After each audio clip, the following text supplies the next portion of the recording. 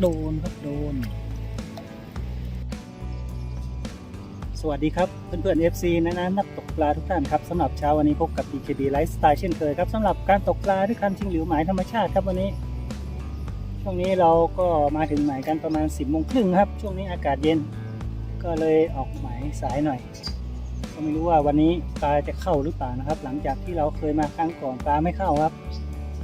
วันนี้จะเจอตัวหรือเปล่าเนาะก็ยังไม่แน่ใจครับหลังจากไปตามบ่อปลาก็ค่อนข้างจะกินช้าครับช่วงนี้อาจจะเป็นเพราะว่าสภาพอากาศค่อนข้างจะเย็นด้วยปลาก็เลยกินเหยื่อยากขึ้นสำหรับหมายธรรมชาติวันนี้เราก็มาลองอีกทีครับวันนี้เราออกมาสายนิดนึง 10 โมงครึ่งสำหรับหมายนี้ปลาจะเข้าหรือเปล่าก็ไม่แน่ใจครับวันนี้หลังจากช่วงเช้าก็ไปตีเหยื่อปลอมลองหมายที่หลังฝายครับก็มีปลากระสูบเล็กๆกัดอยู่แต่ไม่โดนครับกัดด้วยความระแวงช่วงนี้หลังฝายน้ำแห้งเยอะเลยก็ช่วงสายมาก็ลองมาตกด้วยคันชิงหลิวน้ำค่อนข้างจะไหลเยอะครับตกไม่ได้ตกลำบากสำหรับคันชิงหลิวแบบนี้ต้องตกแบบไทยๆครับใช้ทุ่นโฟมตามสภาพอาการน้ำไหลก็พอจะตกได้อยู่แต่รู้สึกว่าน้าๆที่เขาตกอยู่ปลาก็ไม่ค่อยเข้าครับวันนี้ก็มีน้าๆเขามาหว่านแหครับทีแรกกะว่าจะไปตกหลังฝายก็ลองดูน้ำไหลตกไม่ได้ประกอบกับน้าเข้ามาหวานแหกันด้วยปลาก็คงยิ่งไม่เข้าใหญ่ครับเราก็เลยมาเยือนหมายเดิมกันครับวันนี้เรามาลุ้นกันครับว่าจะเจอตัวหรือเปล่าวัน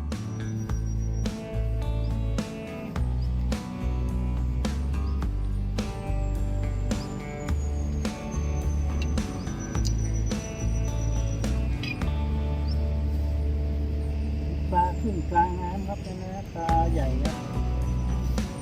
เป็นพวกปลากรายปลาสวายครับแต่ไม่ค่อยได้ยินว่าปลาใหญ่เข้ามากินชิงหลิวครับส่วนใหญ่ก็จะเป็นปลาสร้อยปลาหมอ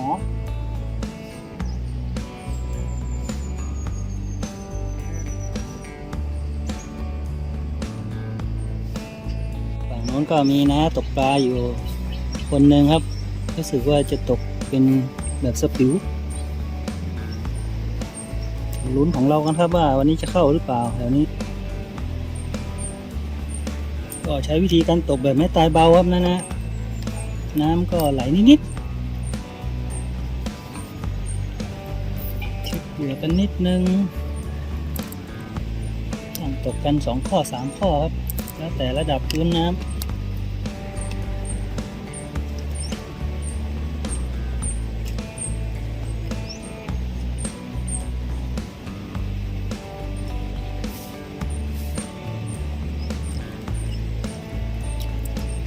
มีอาการตอกครับยกครับตอกครับลงแล้วโอ้โหไม่ติดครับได้แต่เกล็ดมาครับ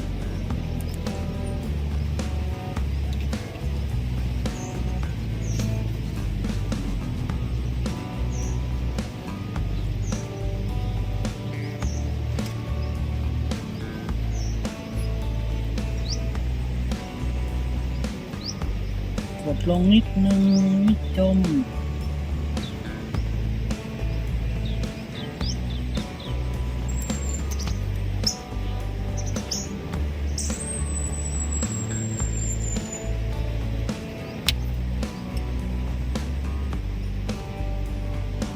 มีอาการยกครับ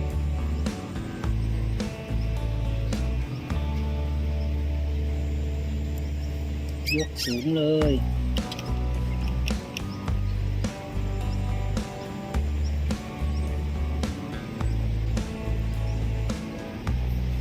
ออกครับจมหรือเปล่าออกเบาๆ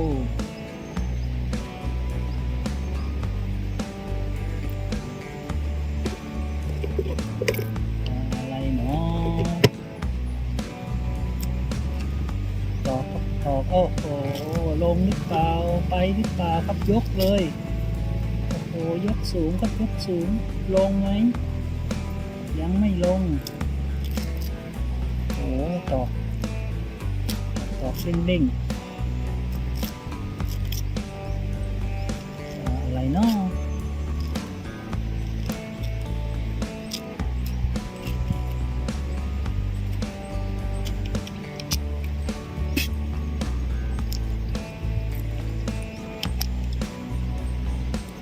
ออก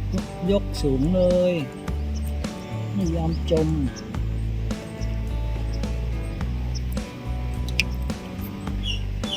เบาๆครับตกเบาๆจมลูกตา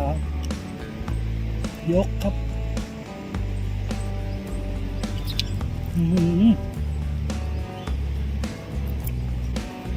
เด็กตัวใหญ่ไปเปล่า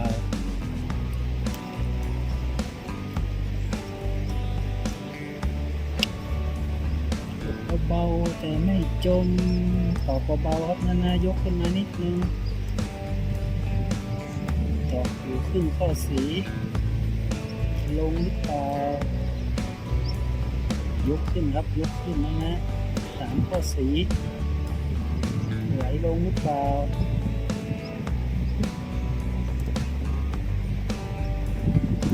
ช่วยจังยอมลง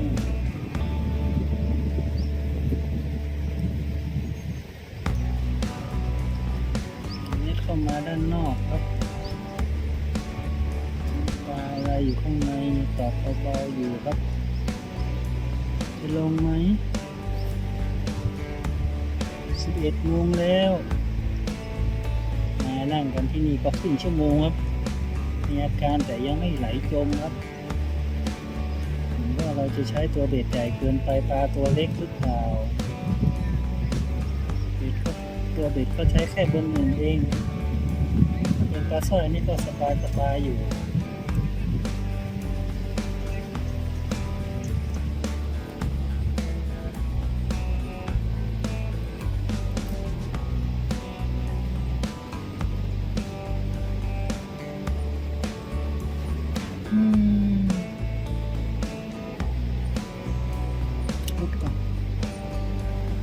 กดลงจม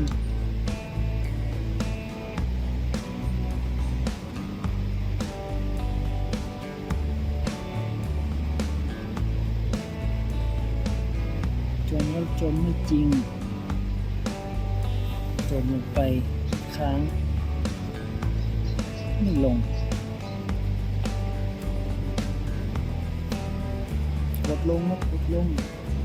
โดนครับโดนปลาสร้อยครับนะใสสวยเลยครับสร้อย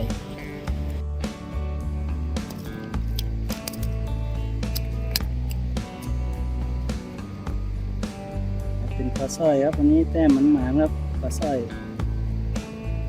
ใสสวยครับสร้อยนกเขาครับนะฮะ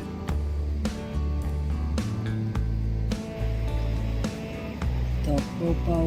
ๆจมมุกปลากดลงไป1 ข้อครับเหลือ3 ข้อสี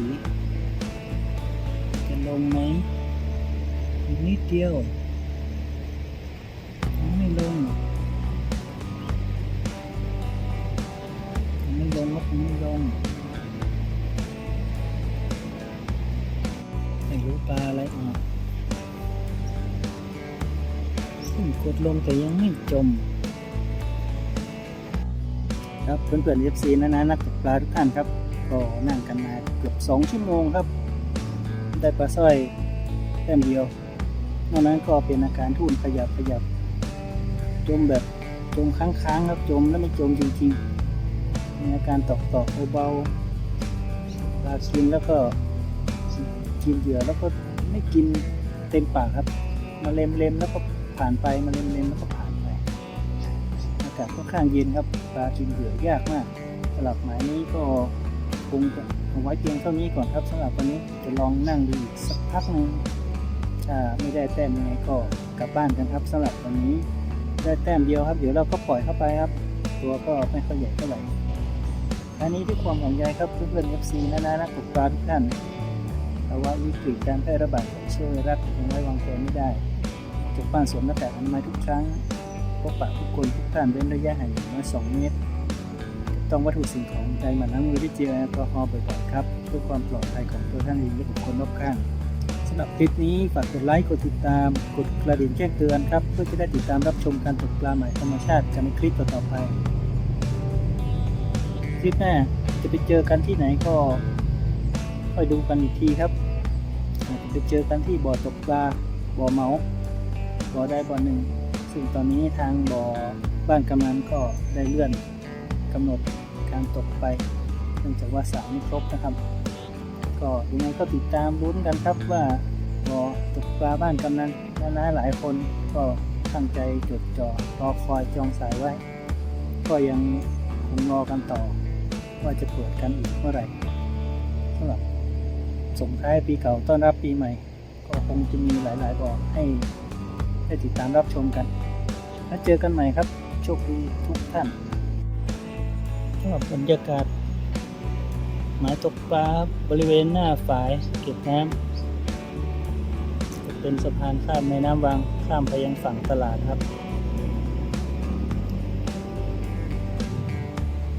ทางฝั่งโน้นก็เป็นฝั่งของโรงงานไทยเบเวอเรจซึ่งเมื่อก่อนก็เป็นโรงงานน้ำตาลเกาะขาก็มีน้าๆมาตกปลาอยู่3 คน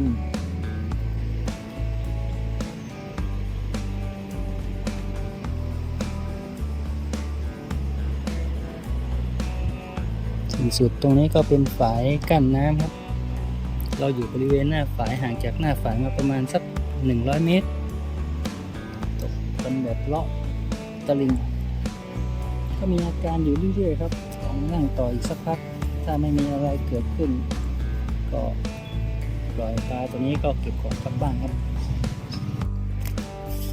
ก็แต้มเดียวครับนั่นนะปล่อยไปก่อนครับวันนี้